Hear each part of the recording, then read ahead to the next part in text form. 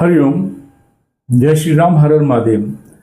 हमारे वैदिक साहित्य में इतना विस्तृत तरीके से भगवान के बारे में, आदमी के बारे में, मानव के जीवन के बारे में बताया गया है कि आप 7 जन्म निकाल दीजिए, आप उसको नहीं प्राप्त कर सकते संपूर्ण ज्ञान को। जिस प्रकार किसी भी मनुष्य की कलयुग में आयु 120 वर्ष निर्धारित की गई है, मैं यहाँ पर दिव्यात्माओं की, उन आत्माओं की बात नहीं कर रहा जो कि अपनी योग साधनाओं से आयु को बहुत ज़्यादा बढ़ा सकते हैं या नियंत्रित कर सकते हैं। आयु उनके नियंत्रण में हो जाती है, क्योंकि आयु चक्र जो है श्वासों का और आपके विचारों का, आपकी बौद्धिक क्षमताओं का आवागमन है और नियंत्रण है। उसी प्रकार हमारे शास्त्रों में घर की आयु को निर्धारित किया गया है। अब कैसे जाने कि आपके घर की आयु कितनी होगी?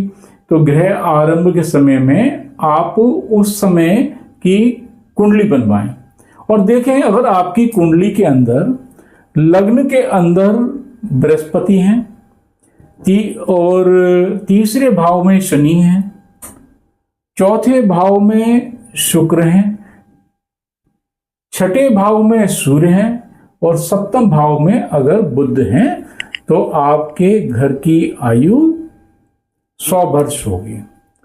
वो 100 वर्ष तक आपको अपना सुख देगा, सुख संपदा देगा, आपको आपके परिवार को आपको सुख संपदा और संपन्नता से बनाए रखेगा।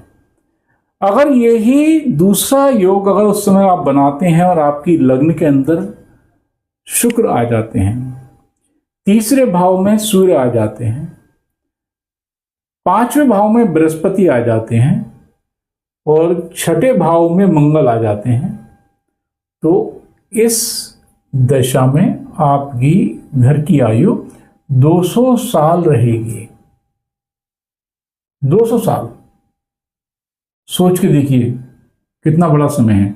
कारण बृहस्पति अपनी 5वीं दृष्टि से भाग्य स्थान को, 7वीं से आपके लाभ स्थान को और 9वीं दृष्टि से आपकी लग्न को देख रहे हैं। धर्म, अर्थ, काम, मोक्ष सभी आपके भाव एकदम सुरक्षित हैं, क्योंकि सूर्य भी तीसरे भाव में, पराक्रम भाव में बैठे हुए हैं। सप्तम भाव को शुक्र देख रहे हैं। मतलब बहुत अच्छा, कितना अच्छा अद्भुत सा योग है।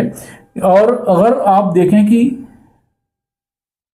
जिस समय अगर लग्न में शुक्र बैठे हों, 10वें भाव में बुध बैठे हों और 11वें भाव में सूर्य बैठे हों और बृहस्पति अगर केंद्र में हो, मतलब लग्न में हो, चौथे भाव में हो, 7वें में हो या 10वें में हो, तो ऐसे घर की आयु 125 वर्ष होती है। अगर इसी सिचुएशन में सब कुछ वैसा रहे, लेकिन बृहस्पति अपनी उच्च राशि में, मतलब कर्क राशि में केंद्र में बैठ जाएं, पहले भाव में, चौथे भाव में, 7वें भाव में, 10वें भाव में अगर कर्क राशि में बृहस्पति बैठ जाते हैं, तो ऐसा भवन आपको 300 साल तक आपके परिवार को सुख संपदा से परिपूर्ण रखता है। कितनी अद्भुत बात है, कितनी सटीक जानकारी हमारे साहित्य हमें देते हैं। जीवन कम पड़ जाएगा। अमृत कलश हैं, हमें गर्व करना चाहिए इनके ऊपर, लेकिन अफसोस हम इनको ढकोसला कह के साइड में रख देते हैं।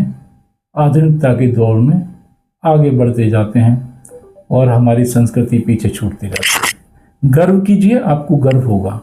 आपकी जय हो, सनातन धर्म की जय हो, भारत माता की जय हो।